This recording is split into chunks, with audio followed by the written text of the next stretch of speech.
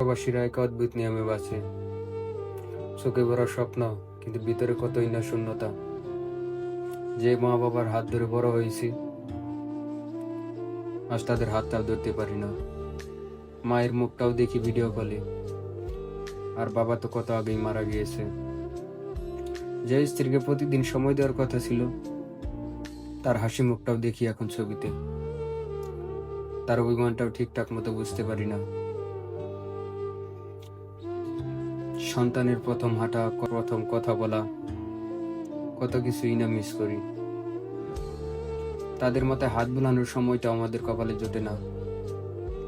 আর ভাই বোন, যাদের সাথে ছোটবেলায় হাসি ঠাট্টায় বড় হয়েছি, আজ তাদের সুখে দুঃখে থাকতে পারি না।